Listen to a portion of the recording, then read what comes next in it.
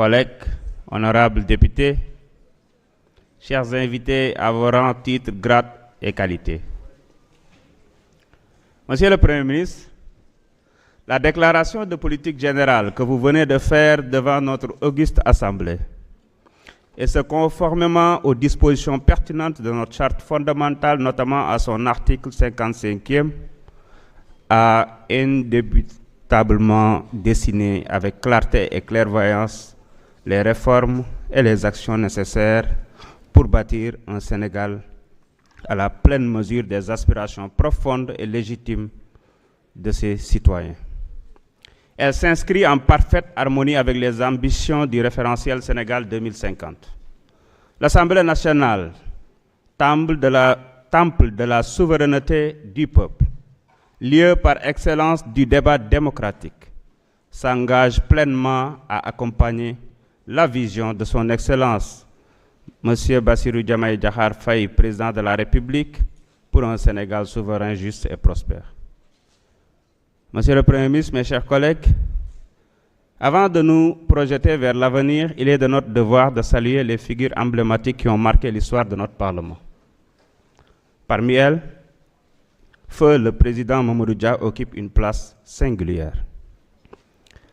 Premier président du Conseil, Mamadou Dia fut l'incarnation parfaite d'une époque où l'intégrité, la rigueur et le patriotisme guidaient les actions de son gouvernement.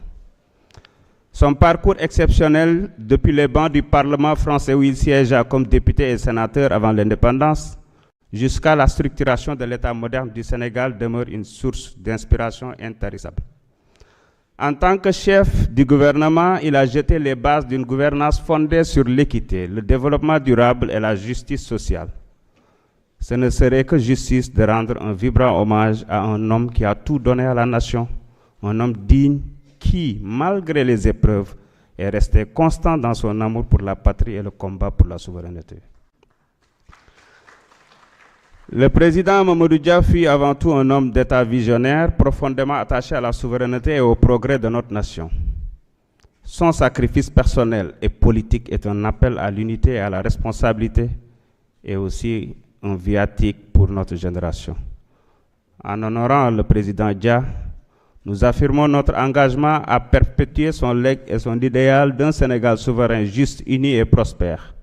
Mes chers collègues, à travers les époques, oui, notre Parlement a connu des transformations majeures, parfois marquées par des crises, mais toujours animées par une quête de centralité dans notre vie démocratique.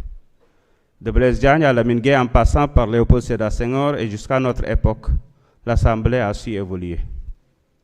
La 15e législature, issue d'élections libres et transparentes, reflète une rupture marquante, une meilleure représentativité des femmes, l'intégration des jeunes leaders et la présence de groupes historiquement marginalisés. Cette légitimité nous oblige à agir avec responsabilité et patriotisme, loin des dérives du fait majoritaire ou des débats stériles. Cependant, pour répondre aux attentes du peuple sénégalais, il est impératif d'amorcer des réformes structurelles. La digitalisation que nous avons initiée transformera notre façon de travailler et renforcera la transparence, l'éducation citoyenne et la participation démocratique. De même, la chaîne parlementaire que nous lancerons prochainement ouvrira une nouvelle ère dans la relation entre l'Assemblée nationale et les citoyens. Monsieur le Premier ministre, mes chers collègues, dans un monde en perpétuelle mutation, la diplomatie parlementaire devient un levier essentiel pour faire rayonner notre démocratie et porter les aspirations du peuple au-delà de nos frontières. Nous devons donc renforcer nos liens avec les parlements des autres nations africaines pour encourager l'émergence d'une Afrique unie et prospère. Cela passe par une coopération accrue dans les domaines législatifs pour harmoniser nos politiques et bâtir des cadres juridiques communs, une contribution active à la mise en œuvre des objectifs de l'Union africaine et à l'agenda 2063 qui vise une Afrique intégrée, paisible et axée sur le développement durable. Et nous saluons la décision de l'État du Sénégal de ratifier le protocole de Malabo, qui marque une étape importante dans l'évolution du Parlement africain en un véritable organe législatif et cette initiative contribuera significativement à l'intégration et à l'harmonisation législative à l'échelle du continent africain, mais aussi une diplomatie parlementaire dynamique, capable d'agir comme un pont entre nos peuples et d'intensifier les échanges dans des domaines stratégiques tels que l'éducation, la santé, l'environnement, la sécurité, etc. Notre Parlement ne peut ignorer sa responsabilité dans la consolidation de l'intégration africaine. En renforçant nos institutions et en nous engageant pleinement dans les forums régionaux et continentaux, nous contribuerons à bâtir une Afrique où chaque citoyen trouvera sa place dans un ensemble solidaire. En somme, une législature au service de l'unité africaine. Monsieur le Premier ministre, votre volonté de rupture doit trouver un écho favorable dans notre institution. Nous avons la responsabilité historique de surmonter les clivages et de dépasser les débats partisans et les pratiques du passé pour incarner une assemblée véritablement au service du peuple. Et dans cette dynamique, nous serons à la fois un partenaire du gouvernement en relayant les doléances des populations et en contribuant activement à l'élaboration de lois pertinentes, une vigie gardienne de l'intérêt général en exerçant pleinement nos prérogatives de contrôle et d'évaluation des politiques publiques.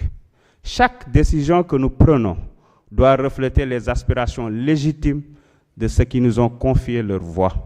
Nous sommes élus du peuple et c'est au peuple que nous devons rendre fidèlement des comptes. Monsieur le Premier ministre, mes chers collègues, en définitive, par la jonction de nos efforts, gouvernement et parlement, avec les principes du Jubal Jubanti, nous pouvons bâtir un Sénégal souverain, juste et prospère. En nous inspirant des valeurs portées par l'illustre président Mamadou Dia et d'autres grandes figures de notre histoire, tout en œuvrant à l'intégration africaine, nous avons l'opportunité de tracer une trajectoire nouvelle à la hauteur des attentes légitimes du peuple, du vaillant peuple sénégalais et des aspirations de notre continent. Vive la République! Vive le Sénégal, que Dieu bénisse notre nation.